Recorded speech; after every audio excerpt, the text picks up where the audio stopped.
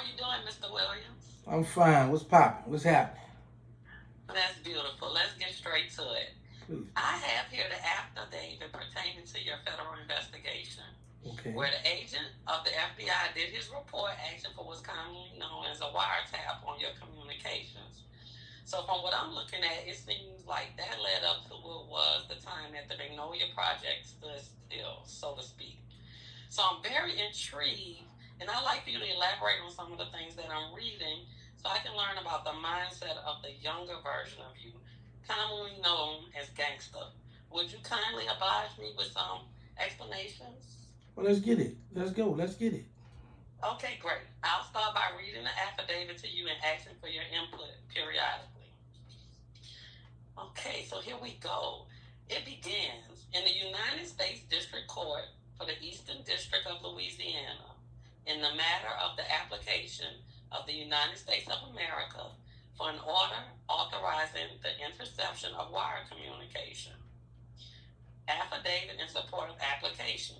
Stephen R. Sloat, being duly sworn, states as follows. I'm a special agent of the United States Department of Justice, Federal Bureau of Investigation, FBI. I have been employed for approximately 12 years. I'm an investigative or law enforcement officer of the United States within the meaning of Title 18, United States Code, Section 2510, 7. That is, an officer of the United States who is empowered by the law to conduct investigations of and make arrests for offenses enumerated in Title 18, United States Code Section 2516. This affidavit is submitted in support of an application to obtain court authorization to intercept for a 30-day period under Title 18, United States Code, Section 2518, wire communications of Terrence L. Williams, also known as Gangster, Christopher J. Williams, Darrell B. Moore, also known as Bryce, Donald A. Dyer, also known as Blabber, Kenan L. Bradford, also known as Greedy Man, first name unknown, last name unknown, also known as Sweet Pea, hereinafter referred to as the individuals referred to in paragraph 2, and others yet unknown, occurring to and from the cellular telephone bearing the number 504-259-0692, a prime code personal communications controlled phone, electronic serial number ESN 001 0222 4439, owned by and subscribed to by Terrence L. Williams, 2807 Willow Street, Apartment A, New Orleans, Louisiana. Hereafter, the cellular telephone 504-259-0692, ESN 001 0222 4439, will be referred to as the target telephone. The interception of the target telephone communications are expected to concern offenses which are specified in Title 18, United States Code, Section 2518. That is, offenses involved in illegal possession with intent to distribute and illegal distribution of heroin, cocaine, and cocaine base, controlled substances under Schedule 2 of Title 21, United States Code 802 and 812, which activities are in violation of Title 21, United States Code, Section 841, A.L. Conspiracy to possess with intent to distribute heroin, cocaine, and cocaine base, and to distribute heroin, cocaine, and cocaine base in violation of Title 21, United States Code, Section 846, and the use of a communication facility in facilitating the commission of the foregoing offenses in violation of Title 21, United States Code, Section 843B.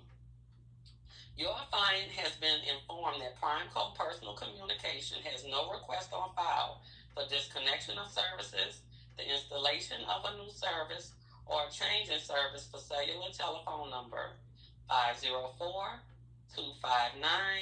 0692. Electronic serial number 001 0222 4439.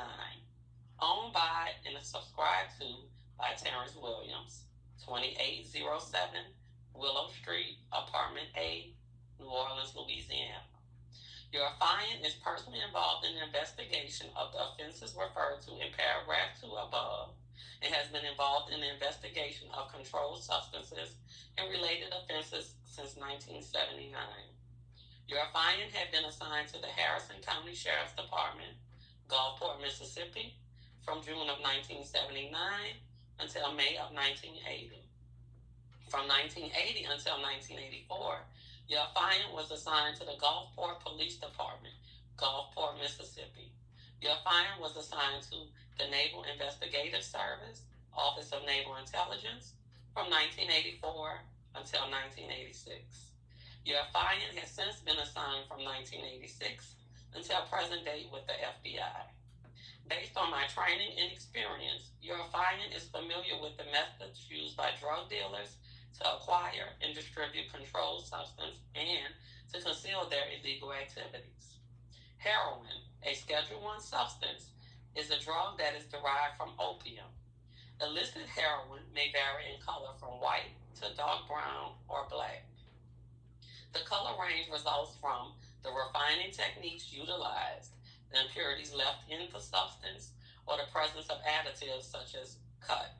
Your affiant is aware that the operation of a heroin distribution system of significant size. The heroin is processed in part of the world other than the United States. For example, Mexico, South America, and Asia. Heroin is normally brought into the United States in a nearly 100% pure state. It is then diluted or cut with other powdery substances. When heroin is brought into the United States, it is normally allowed to solidify to brick form, weighing 1 kilogram or 2.2 pounds. Varying qualities of these kilogram bricks may combine to comprise a shipment of heroin, destined for the United States and subsequent distribution within the United States.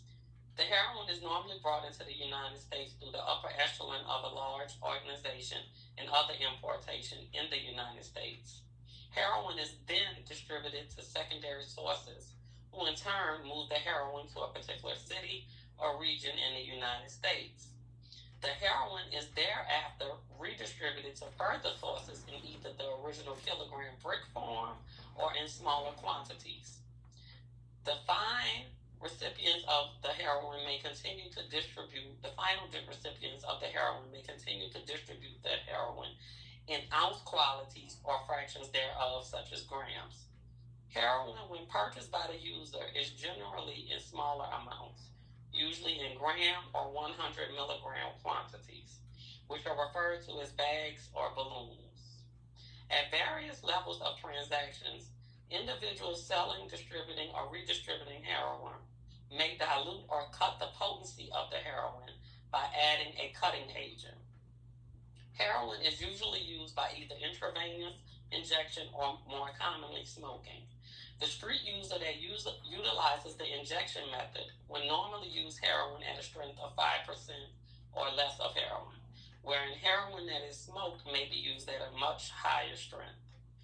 Heroin at its various levels of distribution may be sold to a purchaser or simultaneously payments, basis or by fronting the heroin to the purchaser, a process whereby the heroin is distributed on credit, with payment to the seller delayed until the buyer redistributes the heroin to cash purchasers.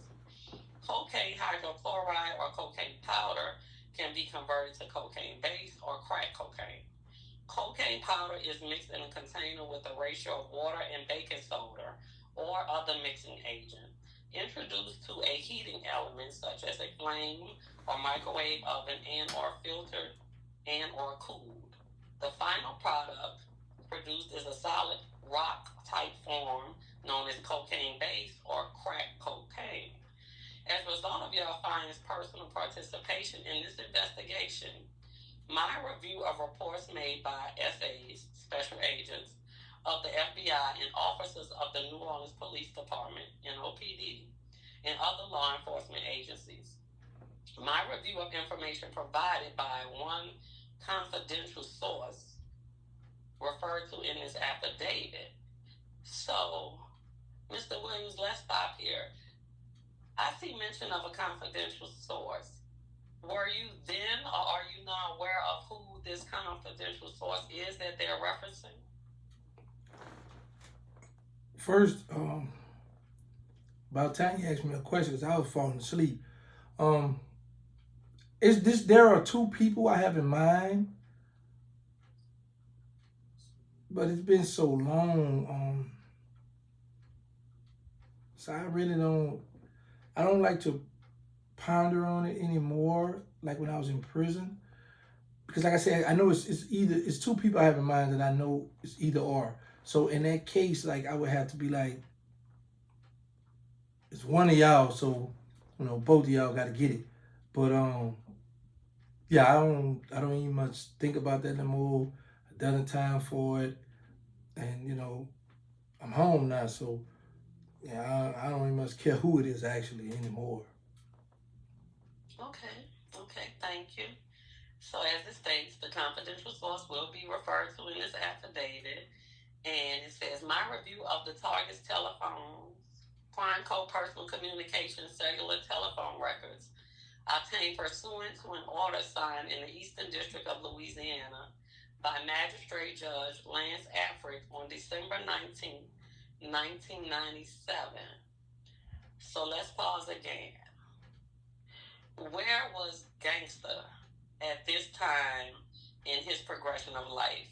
Like at this day and time, what did a day look like for Gangsta? What was Gangsta doing? Where was he in life? Did he have any idea that an order was being signed or requested on December 19, 1977? I mean, 1997.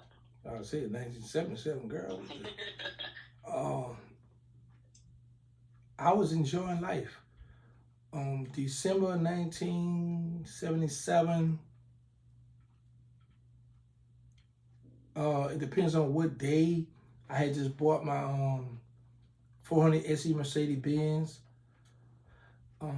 Balling, cutting up, at war. I was living my best life. No, of course not. I didn't have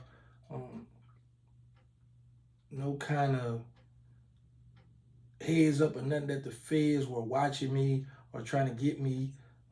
Because when you out there, you young, you wilding, and you feel like the police, nobody not bothering you. You getting away with a lot of crimes. You just feel like you're untouchable. So the feds was the last thing on my mind. I was out there enjoying cutting up, stepping. In other words, that's their new term. They use out here stepping. In '97, man, I was in my primes. I was just about to ask that. Would you say this was the prime of Gangsta's life? Yeah. 1997, right before Christmas. Yeah. Okay. Okay, so the order was signed by Judge Lance Afric on December 19, 1997, in case number 97-3889. Your affiant is familiar with the facts and circumstances of this investigation. Based on this information, I allege that the following facts contained in this affidavit show: there's probable cause to believe that Terrence L. Williams, aka Gangsta, hereinafter referred to as Williams, Christopher J. Williams, Darrell B. Moore, aka Bryce, Donald A. Dyer, aka Blabber, Kenan L. Bradford, aka Greedy Man, first name unknown, last name unknown, aka Sweet Pea, have committed, are committing, and will continue to commit the offense described in paragraph 2 above.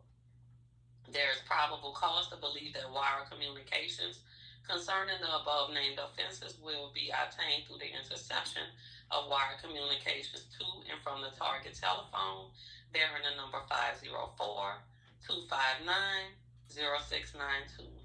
Serial number 001-0222-4439. Owned by and subscribed to by Terrence Williams. 2807 Willow Street, Apartment A, New Orleans, Louisiana. for which authorization is sought in the application accompanying this affidavit.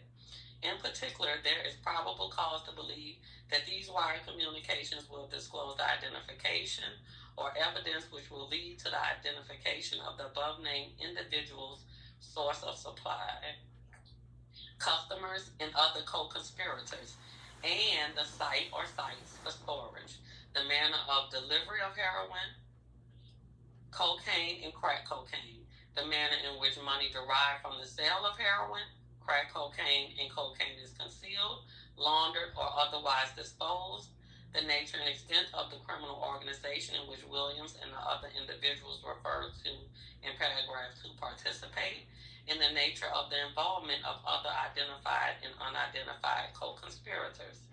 In addition, these communications are expected to constitute admissible evidence of the above-mentioned offenses. There is probable cause to believe that the target telephone, bearing the number 504-259-0692, electronic serial number 001-0222-4439, owned by and subscribed to by Terrence L. Williams, 2807 Willow Street, Apartment A, New Orleans, Louisiana, is being used, and will continue to be used in connection with the commissions of these offenses by the individuals listed in paragraph 2.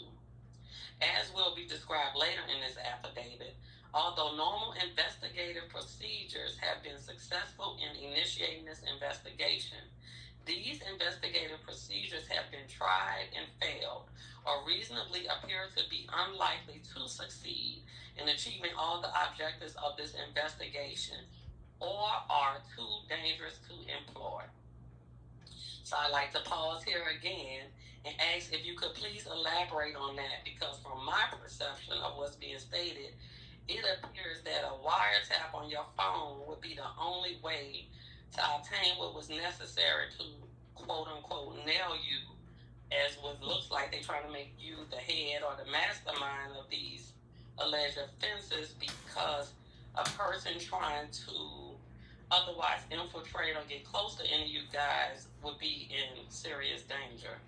So can you expound on the last statement made in this affidavit?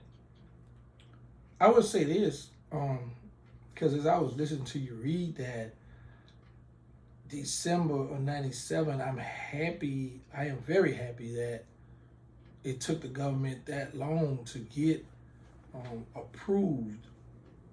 Well, actually, they put it in, I think they got approved January or February of '98. So we only had like a 2-month phone tap conversation going on. But because I was just literally on the phone with a guy, and I was in a truck in an SUV with another guy, and he was talking about homicides. He was bragging, he was talking about some homicide he had just did. We just talk reckless over the phone, so it lets me know that there is a God, because I could have the death penalty because we just be on that phone just talking crazy, just going off. The reason why that I'm the head of that case is because the guy that was coming by drugs from me, he I give him my beeper number, and he would always page me, and I would call him back from my prime code phone, and that's what led the federal government to seek that wiretap order, because I would always call him back from that certain prime code number that you said. So that's how it began. Okay, but to the statement that other investigations and other attempts to investigate failed because it was too dangerous, can you expound on that? That's self-explanatory. I mean, we was violent. I mean, here's the thing. The way where my mother apartment was located in the Magnolia housing project on Willow Street is like a horseshoe, and her apartment was to the back, so you had to drive on the street. You had to come actually up Willow to look to see us, where we was at, because we was in the back. So it's like a blind side. So Like if we would walk up front to like where your cars parked at, I would look and I would see cars down on Washington and Willow by the church, parked up on the grass, whatever, tinted windows. So sometimes you'd be like, man, that's them people down there. We were pointing at the car, so they know, okay, the cover been blown, so they would literally pull off. I was like, man, I wonder. But I never in a million years thought I was under investigation. I just thought that it was just, it was so violent going on, so much violence going on in the Magnolia Project. So I'm just thinking like, they was back there staking out, trying to see what they can find, or see that we gonna do something that day to try to arrest us. Like I said, I didn't think it was the feds, but we would always look. We got lookouts gonna come check out the scene, see what's going on. If you see a car with tinted windows or something, you're gonna point it out because that might be the enemies as well. So we were always on point. And with so much war going on, I guess they felt that if they would have pulled up in the project where we at, that they called me out would have got sprayed because we at war at this time. And so y'all think y'all want to just pull up, undercover taking pictures or sliding up on us and we don't know what's going on. So that's why they was never able to get pictures of me. And I would say this, had I known that they didn't have all this stuff, I would have never done this much time because I pled guilty to an 848, a continuing criminal enterprise that I wasn't even much guilty for. I didn't know the law, I didn't know any better. And I understand they always hit us with ignorance is no excuse of the law. However, that's just some stuff they made up to keep their foot on our neck. Because at the end of the day, if we don't know this stuff, then you give us them lawyers that hang out with the prosecutor, hang out with the judge, they go have lunch, dinner together. So, man, they be trading. They be like, okay, look, I'm gonna give you him, and you owe me one, and that's the stuff that they do. So, that's why they say it was dangerous because just anybody couldn't pull up where we was at because we was living by the gun on time. Okay, I got it. That's basically what my perception was. So thank you for expounding on that for me. So the affidavit goes on to state, Terrence L. Williams is a 21-year-old black male residing in the Magnolia Housing Development, 2807 Willow Street, Apartment A, New Orleans, Louisiana. Williams has 22 felony arrests and 10 misdemeanor arrests and is listed with the NOPD as a possible career criminal. The following is a list of some of Williams' more serious arrest offenses. January 9, 1992, Williams, a juvenile, was arrested for crack distribution, disposition unknown. February 3rd. Hold on. Slow down, ma'am. That one you said in 92? Yeah, January 9th, 1992. I was on the run from juvenile jail when I got arrested for that. I got caught in Cali Project, me and my best friend Hank. But go ahead. Okay. February 3rd, 1992, Williams was arrested for crack possession, disposition refused by the district attorney. December 9th, 1992, Williams was arrested for first-degree murder, attempted second-degree murder, and armed robbery.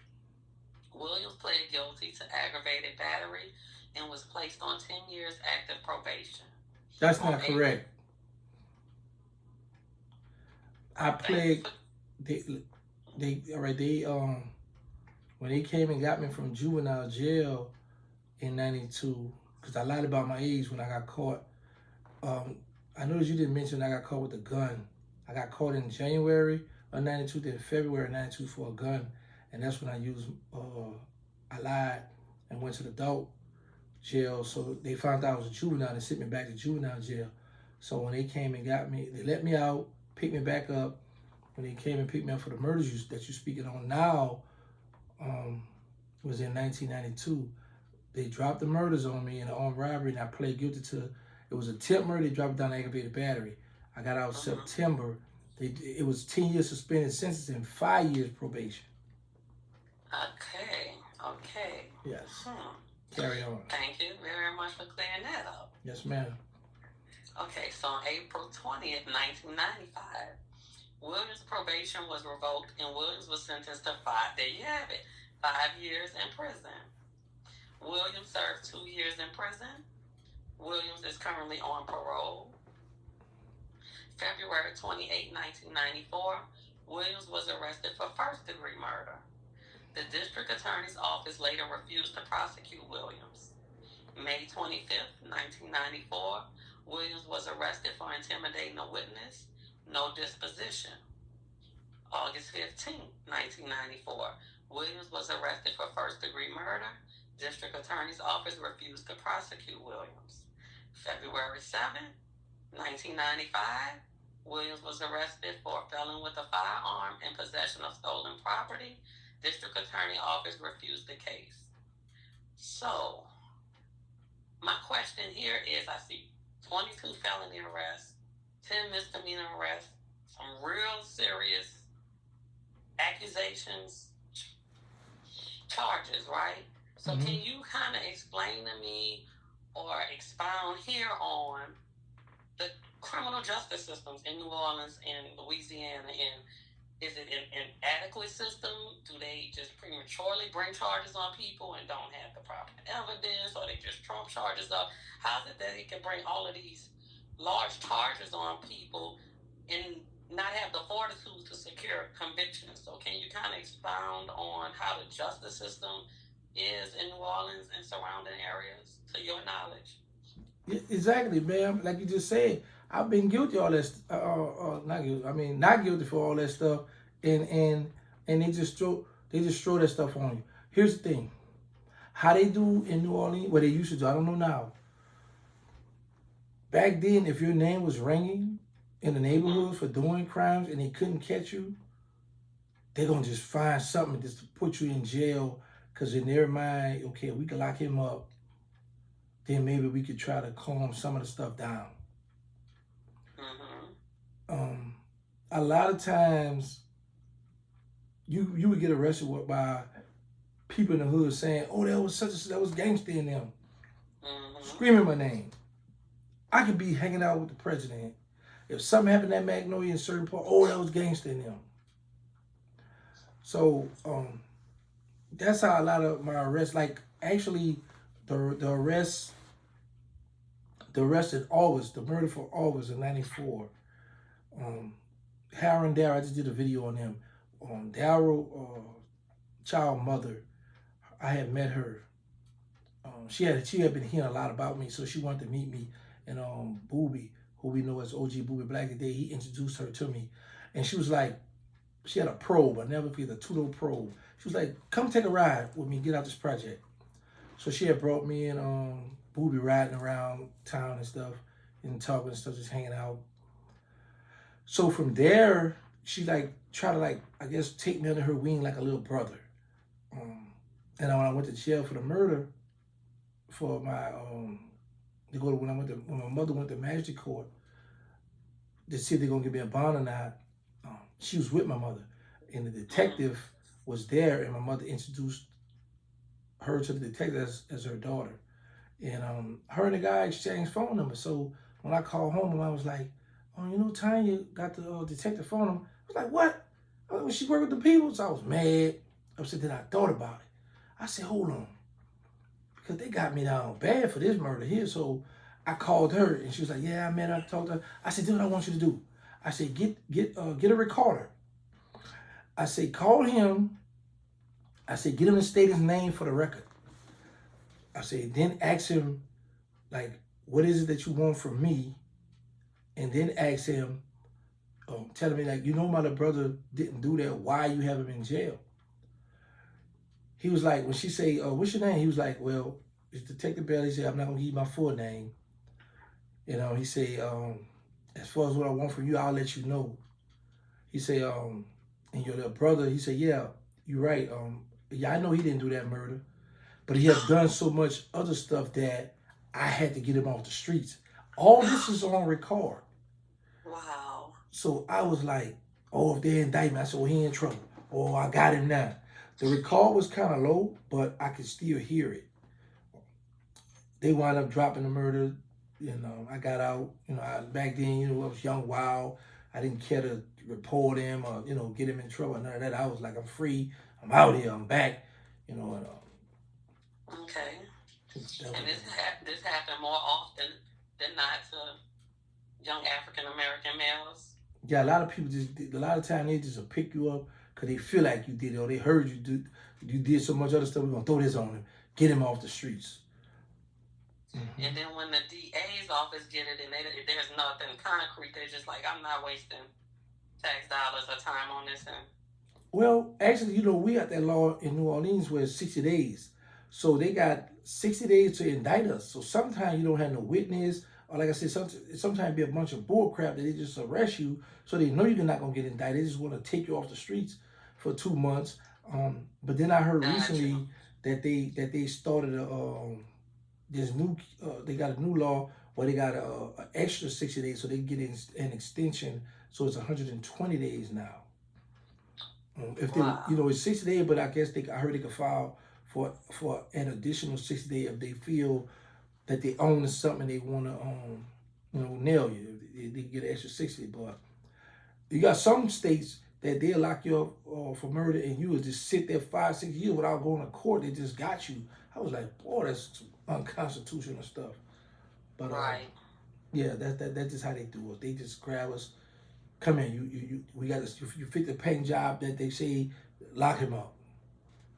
That's just what they should do. I saw something recently where in August in Louisiana, there's like if you're charged or convicted of a major crime, that there's no longer the option for parole, that you have to do all your years. There's like, they're taking away good time or something like that. Yes. Hopefully now a lot of these youngsters get themselves together, because when you catching them Buck Rogers numbers now, 50, 60, 70 years, you're doing it all. Ain't no more 85%. They closing the door. Of course, you gonna have some gonna be like, I'm gonna chill, but a lot of them youngsters, they remind me how we were. You gotta show me. I don't believe it. Let's get it. You know what I'm saying? So, and what's gonna happen is, while they look at it like, okay, the crime is gonna be reduced, the thing gonna be as well they're gonna be spending them taxpayer dollars, because if I'm a young criminal and now when I get jammed up, I know if I get 100 years, 50 years, even 30 years, I'm doing a whole 30 flat. So I might as well take you out of trial. It's gonna be more trials than anything, or it's gonna be a lot of trials going on, or it's gonna be a lot of time like back in the days. Back in the day when you was in jail, man, give me them 5. Give me a nickel. I could do 5. So now they're gonna have to change it, because if a person get caught attempt murder or get a crime, they not gonna take no 40 years, do a 40 flat. They ain't like, no, indeed. So I might well go to trial and y'all give it all to me. At least I can fight on appeal. So now you're gonna have these people come with these deals. Okay, I'm gonna give them something you can live with. Take these 10, take these 15, So this is about to be interesting, man, and that's why it's very important that people need to vote, because they voting for these people, put them in office, and these people, their plan is to get rid of us, get rid of our children. With that's just ridiculous. With that governor, that whoever come with that law. I was just talking to one of my best friends. He been locked up since 1992 for a homicide he did commit, Mike, Ernest Allen. And he was saying, he got 90 days. If they don't have something in court, the door is shut on them, And I'm like, wow, man. Oh, my goodness. Yeah, and they've been locked up. 2 of them is Ernest Allen and George. He under the alias, I think, Lawrence Kelly. His real name is George Cooks. Him and I was juvenile co-defendants, George Cooks. And, we was out running around uptown, wilding out. That's when you say the gun case I told you I got locked up in February. I got locked up in February, went back. They got locked up March or April of 92 for the murder. And been locked up ever since. And, and the crazy part about it, one of the guys who really did is deceased. One of the guys, it was 3 of them. One deceased, one was up there with them. And people were like, man, you need to take your charge, man. You got life for that. You were like, man, I ain't taking that charge. Come to find out, this man did all that time. He was like this in '94. He beat that.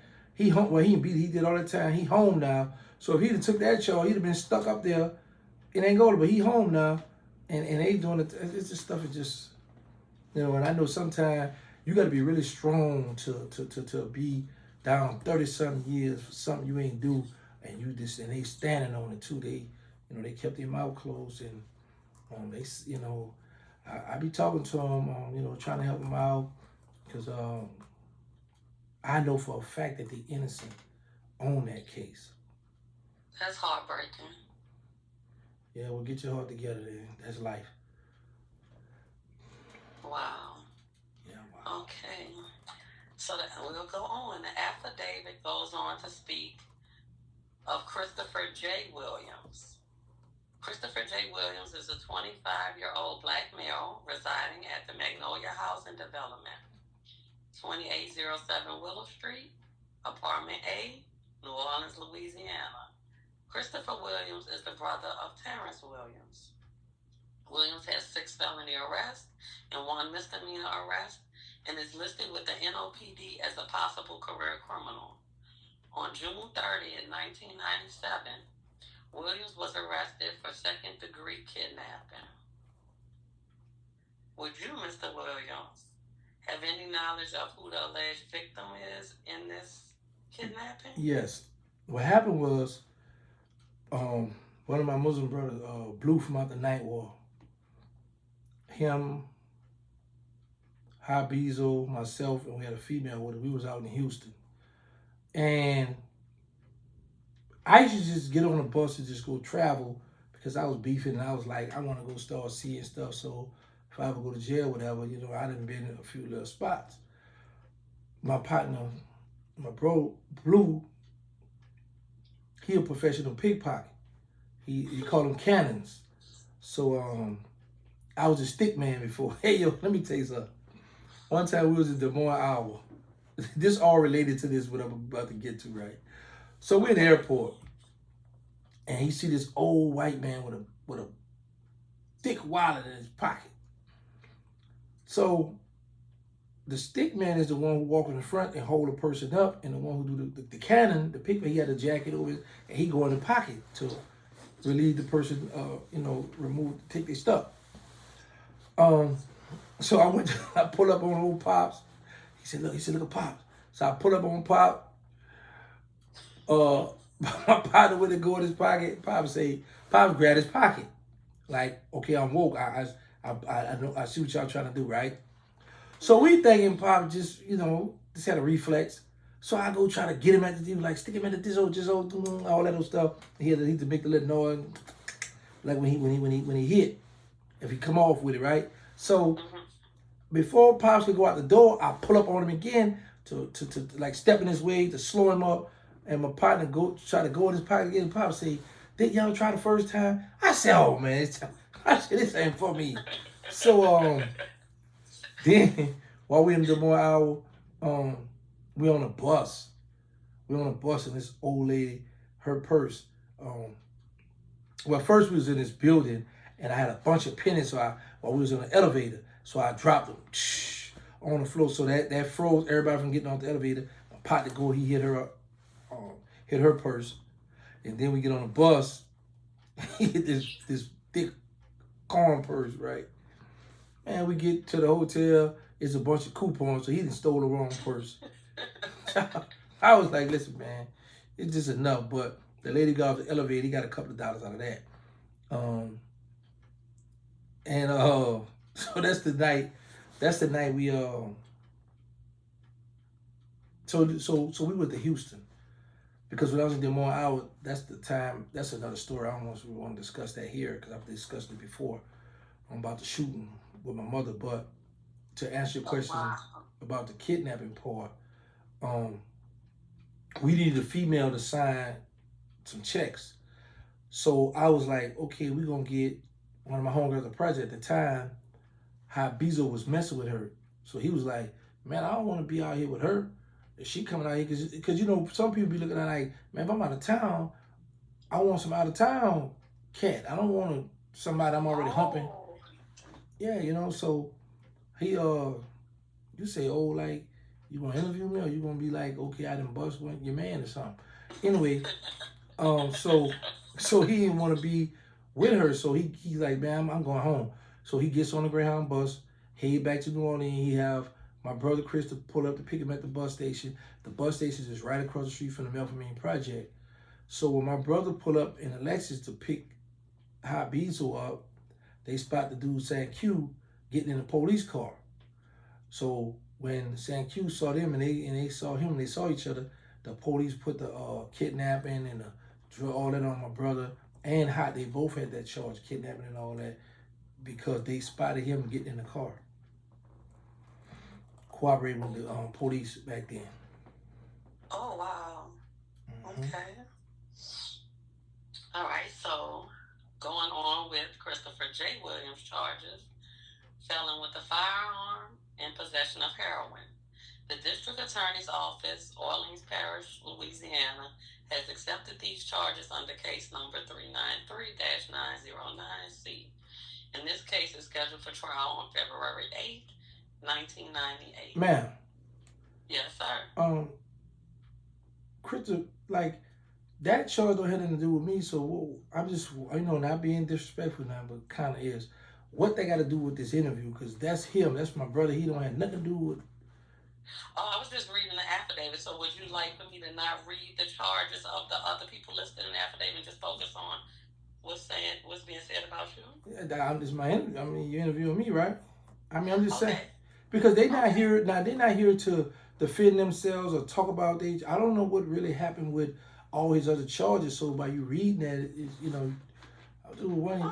throwing me off with that. Okay.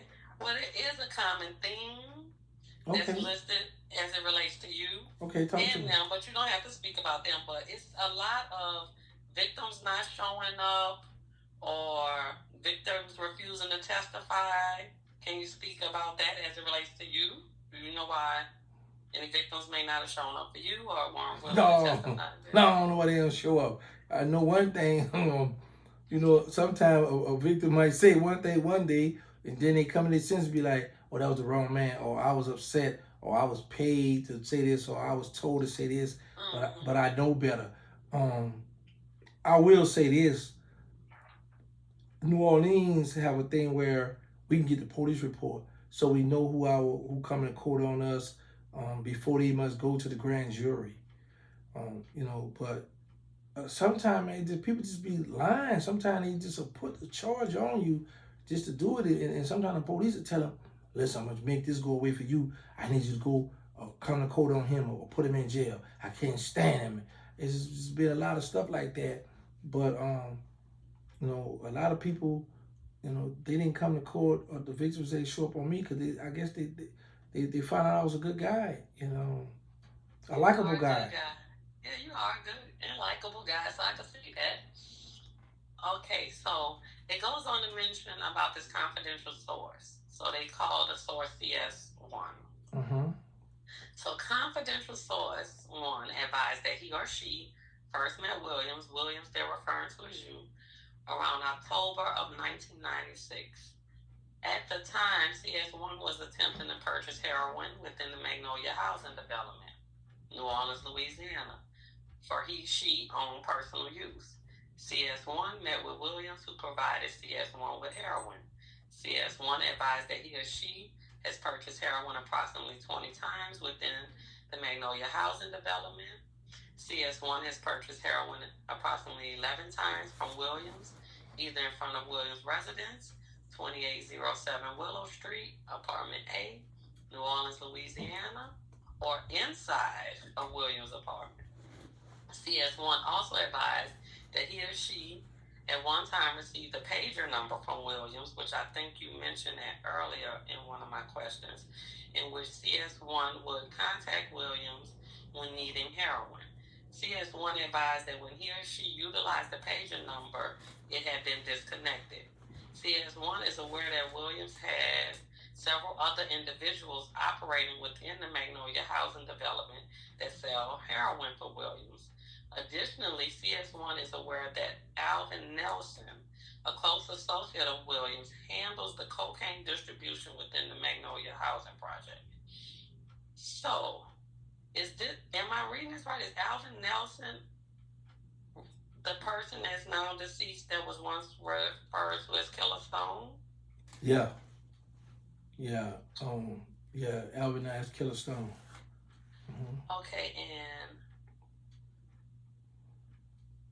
just hypothetically, because I'm trying to grab my head around this. How does one go from purchasing from you 11 times to being a confidential source? Well, how does that turn from customer to a source? Do they get arrested for buying drugs and then are forced to become a source, or how does that happen?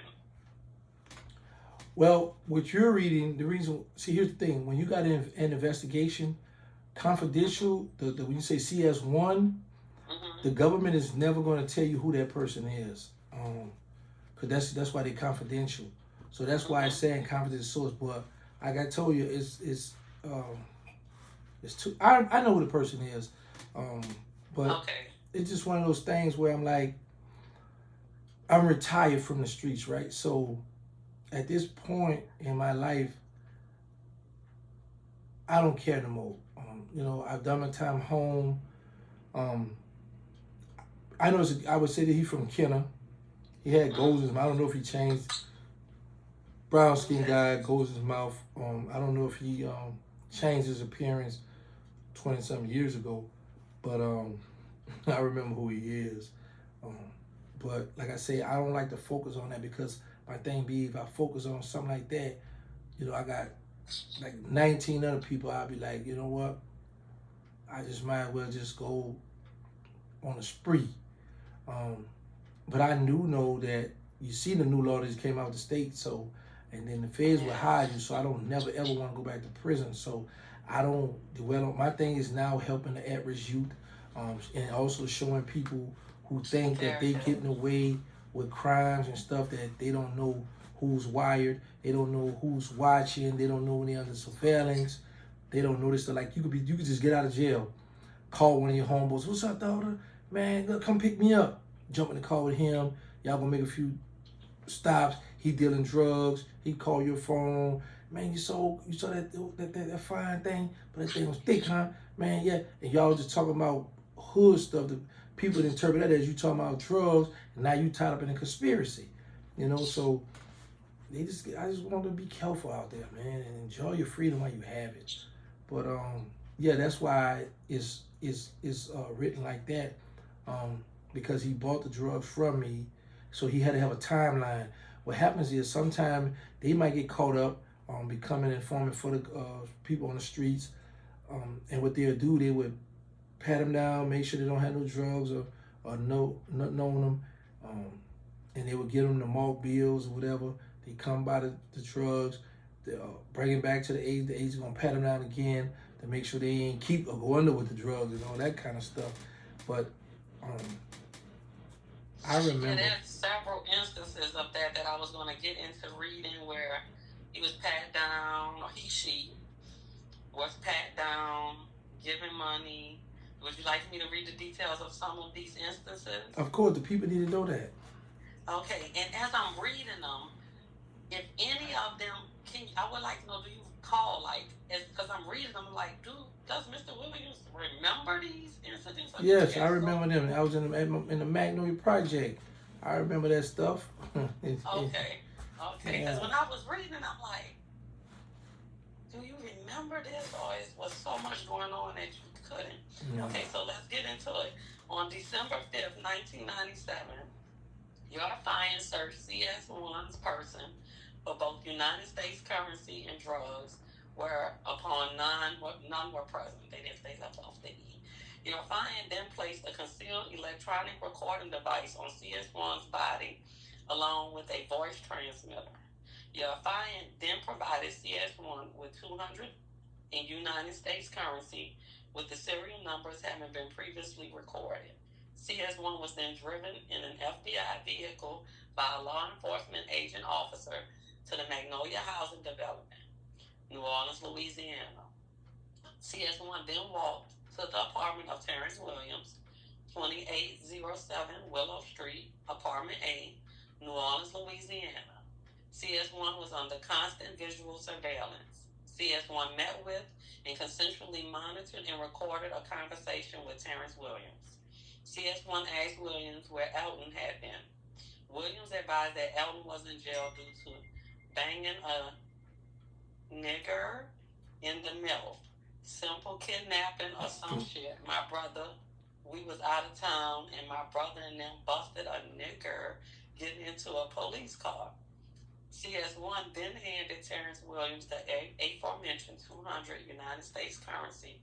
CS1 asked Williams, "This some fine dope, huh?" Williams then provided CS1 with approximately 1 gram of a white powdery substance wrapped in 2 clear plastic bags. This substance was tested by the DEA laboratory and determined to be heroin. CS1 and Williams then discussed Williams' vehicle. Williams advised that his vehicle was recently hit by gunfire. Williams told CS1 that this shooting was in retaliation for Williams taking a large amount of money from an unnamed individual. Williams told CS1, "I jacked the police out of $138,000. CS1 asked Williams for a price on a quarter. Williams told CS1, "Right now it ain't only about 17 for a quarter." CS1 then departed the apartment and walked to the FBI vehicle. Law enforcement personnel recovered the aforementioned heroin and searched CS1 for any drugs or money, and none were located.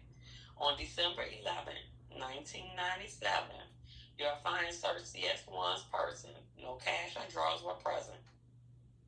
Your fine then placed a concealed electronic recording device on CS1's person along with a voice transmitter. CS1 was then driven to the Magnolia housing development, New Orleans, Louisiana, whereupon CS1 walked to Terrence Williams' apartment, 2807 Willow Street, Apartment A, New Orleans, Louisiana. CS1 was under constant visual surveillance during this period. CS1 then knocked on Terrence Williams' door, at which time a black male, later identified as Donald Dyer, aka Blabber, asked CS1, "What you want, dope?"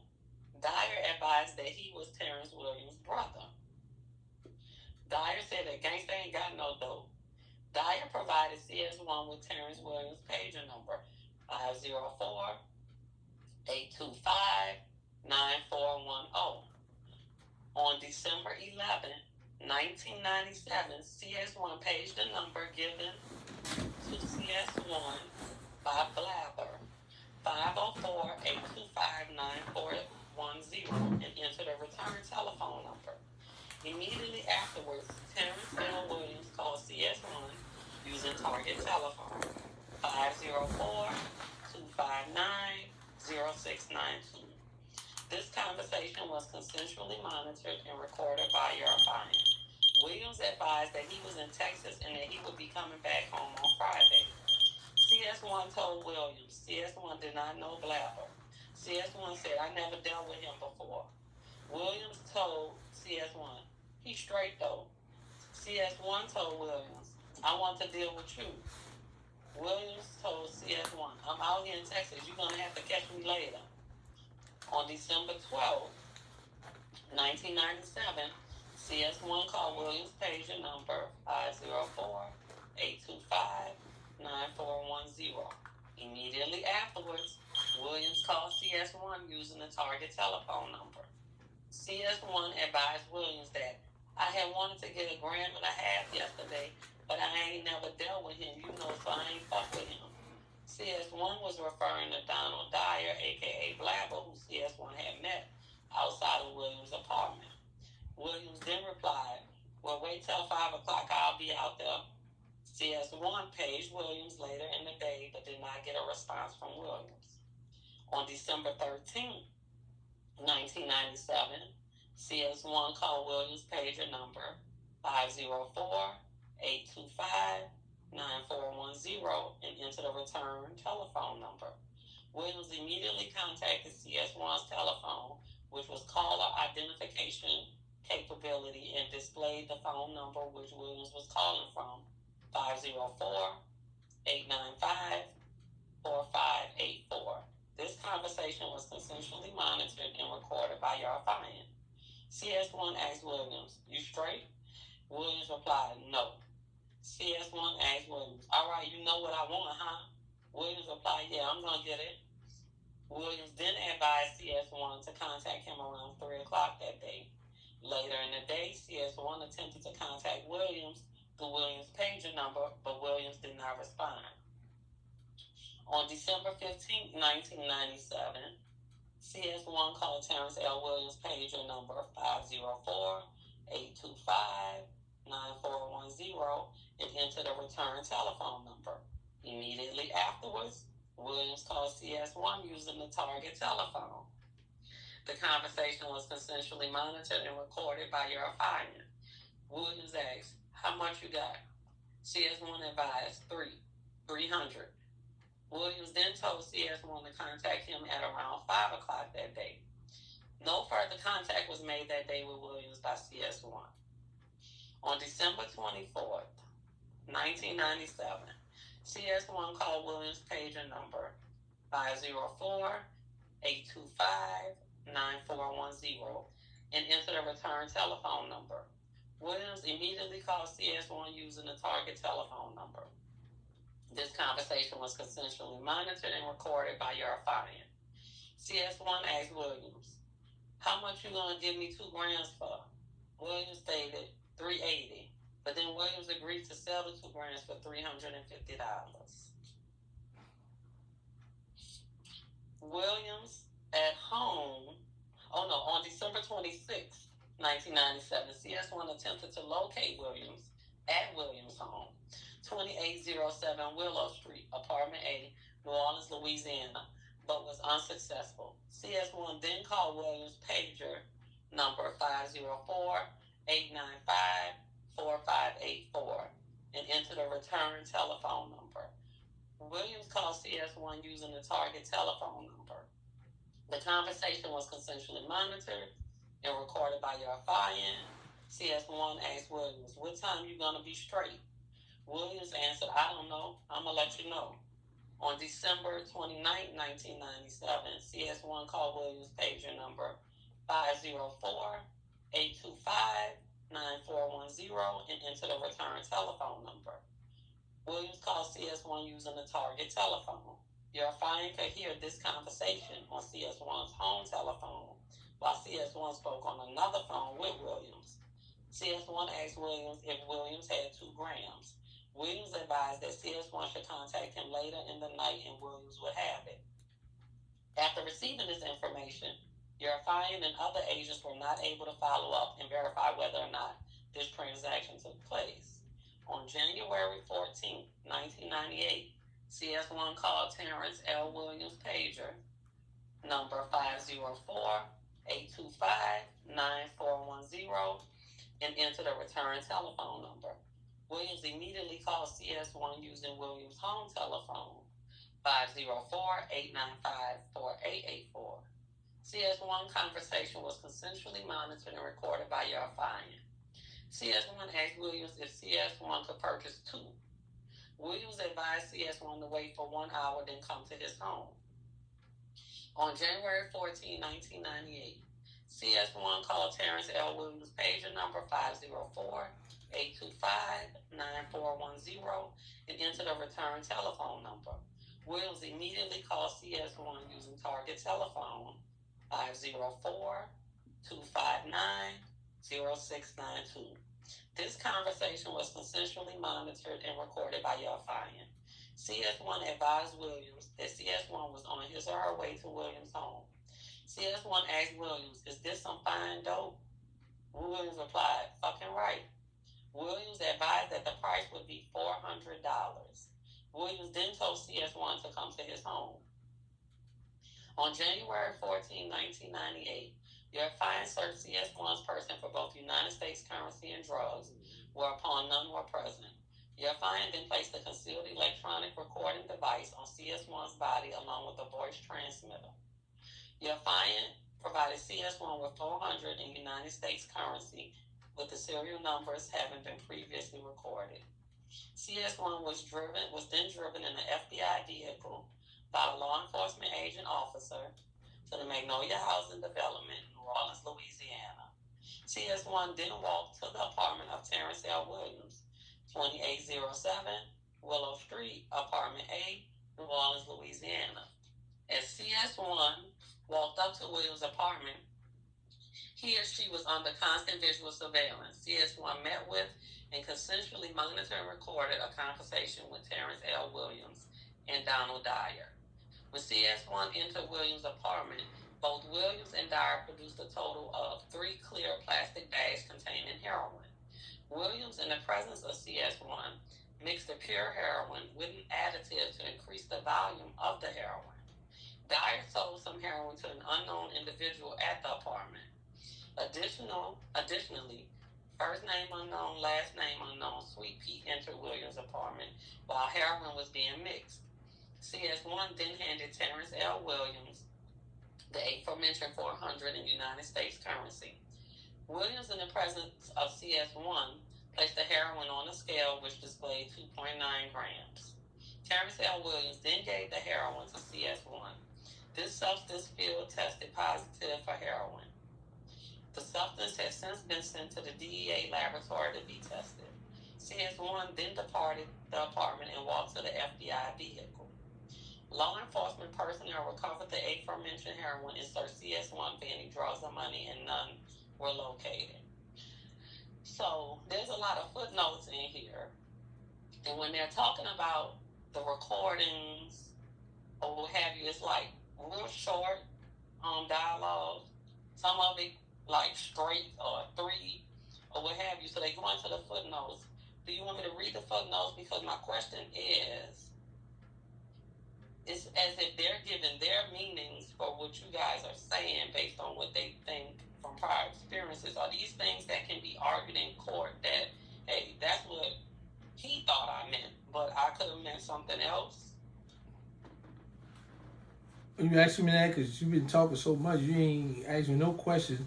I'm pretty sure the people want to know when this guy kept coming to my house. Like, what did I say? What was going on? You just was just reading and reading. You almost. Well, yeah, that's what I'm asking. Excuse me, ma'am. No, what I'm saying is, it were times like, um, when I told him, call me at 3. All right, call me back at 5. Come in the project. So when he came to my house, I had told, I said, man, you like you work with them people. Every time I take the call, every time I take the come, you do it. And he just laughed it off.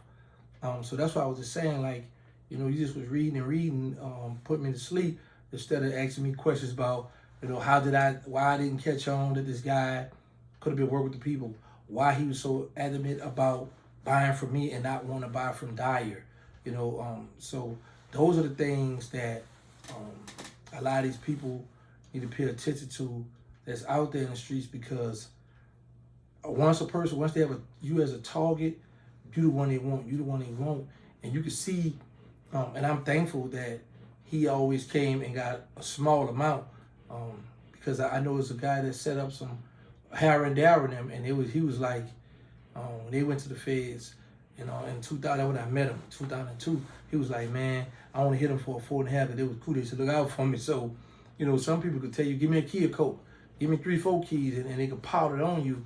But some of them, they just be like, nah, give me this little stuff here. I'm gonna hit you up. I'm gonna get you though, boy, but I'm gonna hit you with this here. So, yeah, the footnotes are just their interpretation, and that's what we go through. The jury usually listen to what the FBI I say, how they interpret that, and they have enough to have. They claim they have a professional interpreter that could say, a cookie mean an ounce, or a 4 and a baby, a 4.5. So I didn't forgot the grounds for this for the coke stuff, but I really didn't like selling drugs at all. Wow. Yeah, but yes, ma'am, you had to read so much, instead of asking me about certain things, you just running on. But go ahead, you finish, ma'am. So with that being said, that it did cross your mind, hey, and you did question him, are you working with the people? What caused you to dismiss it and continue to just allow him to come into your apartment and come to your home?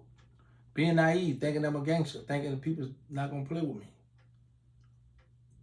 Just about 99.99% of guys in the street who really winning, who's a stepper, think either they untouchable, the person's scared of them, nobody not going to respect them.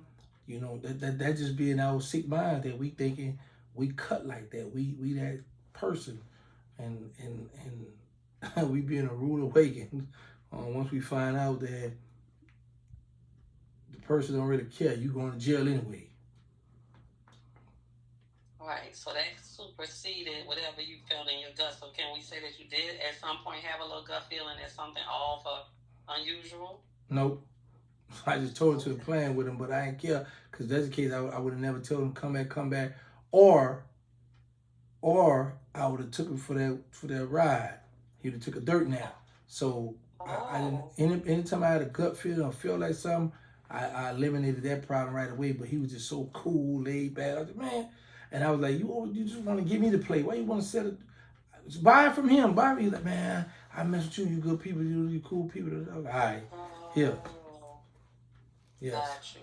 So you just mentioned that you really didn't like selling drugs. So what was the defining reason that started you selling drugs? And what, I can assume, but from your mouth, what kept you going? Well, I prefer to rob a person or take a hit. It's faster money.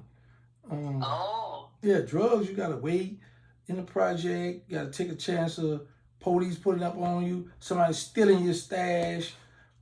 And then I didn't have the patience for that. I was young, so I want to get in one of them fancy cars and go ride around the other neighborhoods, go look for females, go have fun. Selling drugs, you got to be patient and hang out in the project. A lot of guys, we didn't have no trap houses. So you got the guys that got their trap house, so they off in there smoking weed, drugs in there, enough of the people to run down, surround the house. But I guess it's hard to rob you in the trap house unless they open the door, you run off in there. But anyway, what kept me wanting, the reason why I would sell drugs too, because even though I didn't like doing it, Blabber, OG Blabber, he would be in front of my mother's door making 10, 15,000, like heroin addicts, they get up early in the morning, like 5, 6 in the morning. They got to get that sickness off them. So by the time I pull up in a project around 8 o'clock, Blab about to go get breakfast. So I'm like, man, he got a big old knot of money. You made it up? Yeah, boy, I'm about to go get me some breakfast. I'm like, breakfast? That boy done cleaned up in front of my mother door, So I was like, man, I got to get some of this money too, So that's what led me to want to sell drugs too, because I seen Blabber hustling and grinding, getting the money that way too. So you gonna get heroin and break it down, and get all that too. And sometimes that's what leads to your demise. Like in my case, that's how I went to the Fed, being greedy. So instead of me selling quarters was going back then for anywhere from 1,500, a drought 2,000. Now that stuff's so watered down now. But an ounce of heroin back then, anywhere from 4,800, 5,000, sometimes drought 8,000, 6,000. It depends who you cool with. But the average going price anywhere from 5 to 6,000. Like I said, if it's a drought, they're gonna tax you 8 for the ounce. Now I don't know what that stuff is now, but I know things have changed tremendously. But back then, we had that real stuff, that potent. You could step on that thing 3, 4, 5 times, whatever. Now that stuff that fentanyl that stepped in is killing people, But yeah, that's why I would dib and dab into selling drugs, but I didn't really like doing that stuff.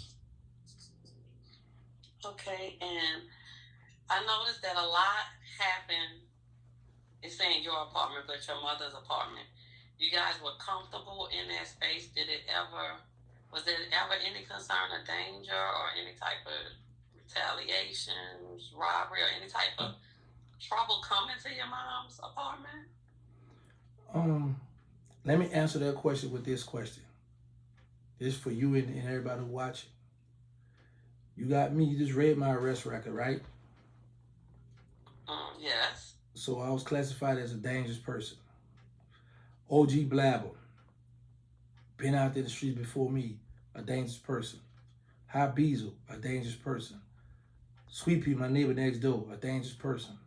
So we got Mac 9s, AK 47s, SKSs, Mac 11s. We got all kind of artillery. You think we worry about somebody coming by us? That's gonna be a free kill for us. That's just how we thought. It's like, oh, come and play if you want. So and I'm happy we didn't have that situation. Nobody ever ran up, in a spot or come playing around there because it was just too many. How they say today, too many steppers. Okay. Now not saying that couldn't have happened. Let me make that clear, but it didn't happen because it just people knew like it's pretty much like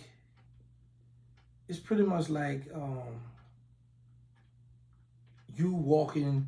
You just say for instance like you walking in Angola, you a female walking in Angola butt naked, with no guards in there, and in a dormitory with 100 inmates. You think they're gonna say, "Oh, this is a nice woman, even though she's butt naked, we're not gonna touch her"? Absolutely not. All right then. But anyway, yeah. So now we never had a concern about somebody doing that. Okay. Not too long ago, you mentioned about vehicles and liking nice vehicles and going to other neighborhoods. So the next part of the affidavit goes into like the general investigation. And it says your client is aware that individuals involved in the drug distribution business often use vehicles not registered to them.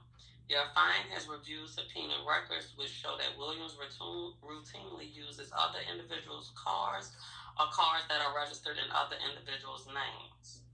On December 5th, 1997, CS1 advised your client that Terrence L. Williams owns at least two vehicles, a new light-colored Infiniti QX4 utility vehicle and a green Infiniti G20. CS1 advised that the QX4 was parked on the north side of Williams' apartment and the G20 was parked directly in front of the apartment. CS1 also advised that Williams' mother was currently driving the G20.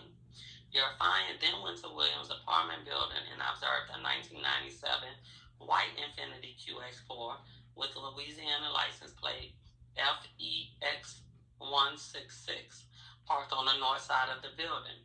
Your client also observed a 1995 green Infiniti G20 with Louisiana license plate FFK820 parked directly in front of the apartment building.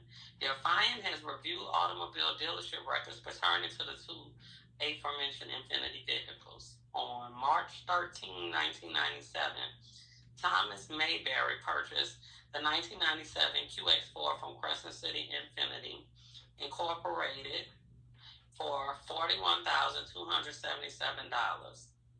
Mayberry put $9,000 down and financed $32,277. On March 19, 1997, Thomas Mayberry purchased the 1995 G20 from Benson Nissan Incorporated for $30,465. The records did not reflect the amount of money that Mayberry used as a down payment. However, Mayberry financed $21,609. Therefore, during the week of March 13, 1997, Thomas Mayberry, who is 84 years old, purchased two vehicles totaling $71,742 and financed a total of $53,886. So, who is Thomas Mayberry? Is this just somebody that you knew that was qualified for the vehicles, who could go and be the face for them? And was the down payments those amounts to kind of like try to stay under the radar and not send off any flags at the dealership? Thomas Mayberry, my grandfather. Oh, wow. My mother's father. Wow. Yeah, he passed at 102. Wow. Yeah. My grandfather, jet black with blue eyes. Wow. Yeah, I remember getting that Infinity truck. I opened the door for that thing, got it off the showroom floor. Oh man, and then the G20 Infinity. Um, I had went to my mother's job. She was working at the Sheraton Hotel on Canal Street, and I used to go there so much to security. Everybody knew me, so I went there. My mom would come out. She said, "Turn, what's wrong?" Because she just every time I come, it's got to be a problem.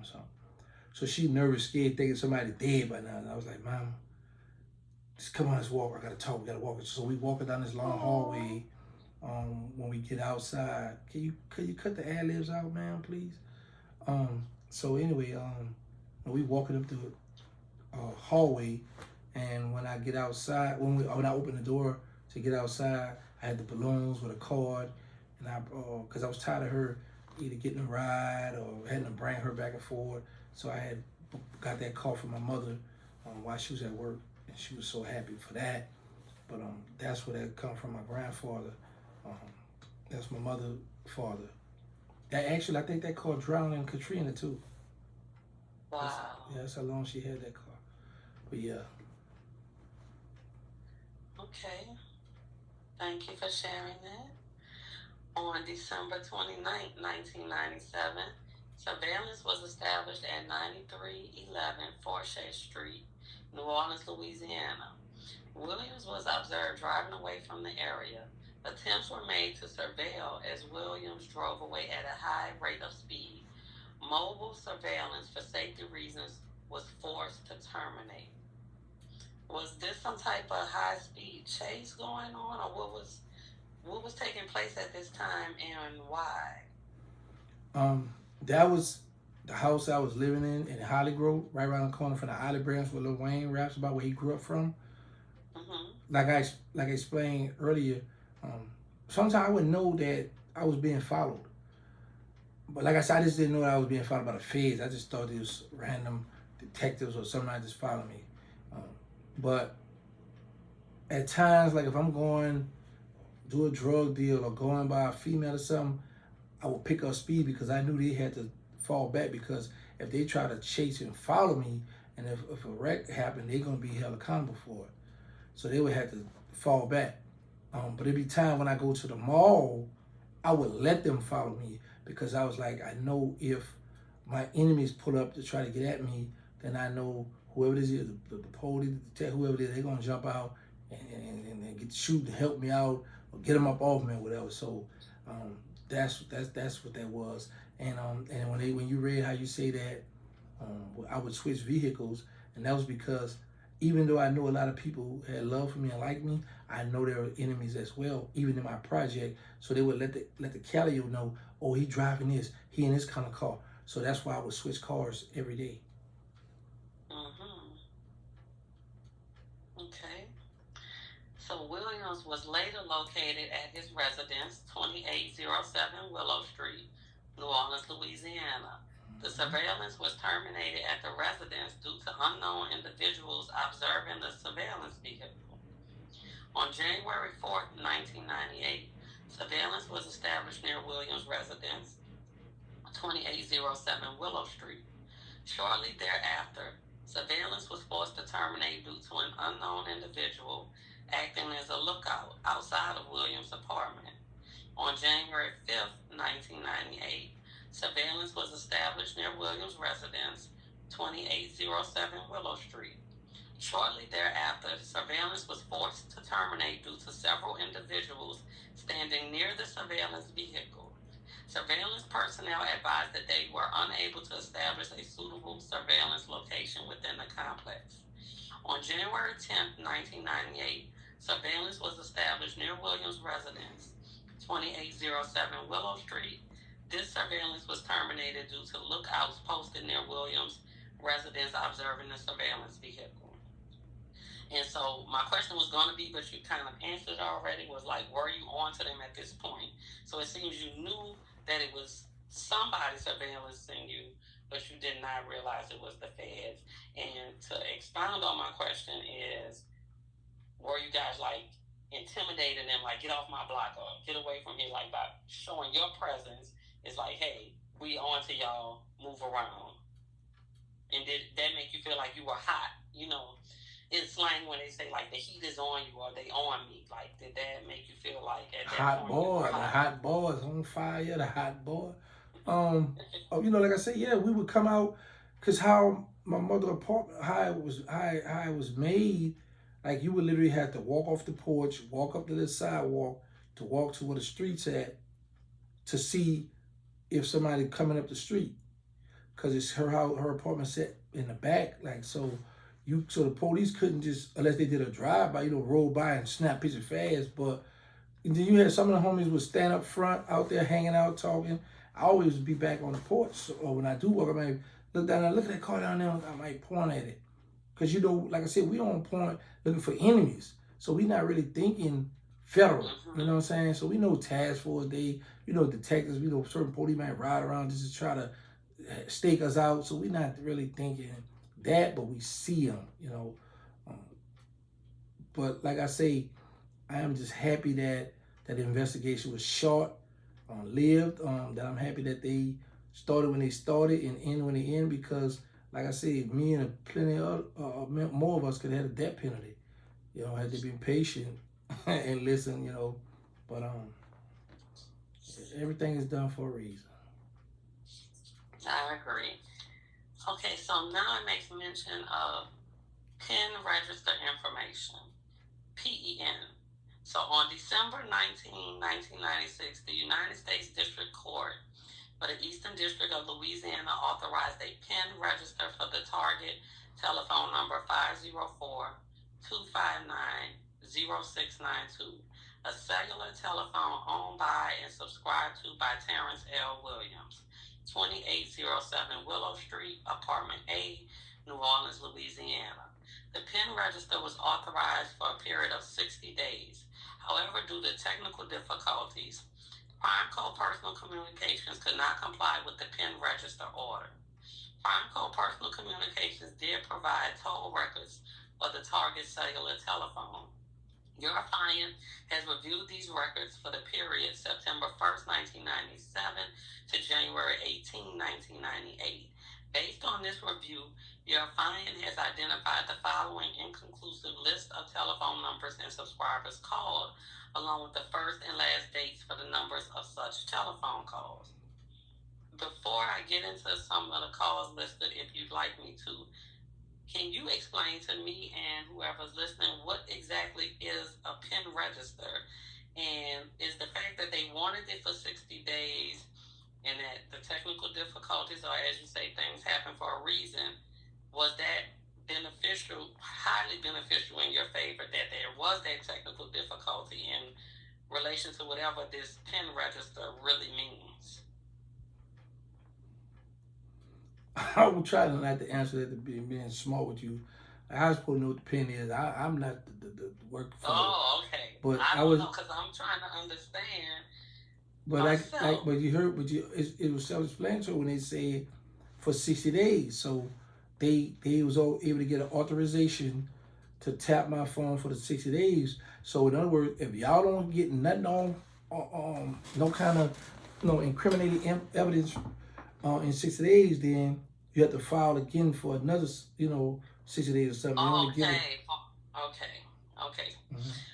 Okay. So would you like me to get into the calls? No, that's enough of this stuff. I'm sick and tired. I done got tired. It's been long enough. We might do a part 2 or something. Let's see if the people, if they bored from hearing this kind of stuff, if they want to hear more, then we would do a part 2 to call. How many pages is the calls? No, it's just 2 pages. It's not. It just says how many calls and from whom to whom, and then it's a little bit about how the investigation failed. Let's save that for part 2. Okay. Yeah, that's enough of that for now. Okay. Well, we definitely have to do a part 2 because I really am intrigued to find out your concluding statements on how everything played out.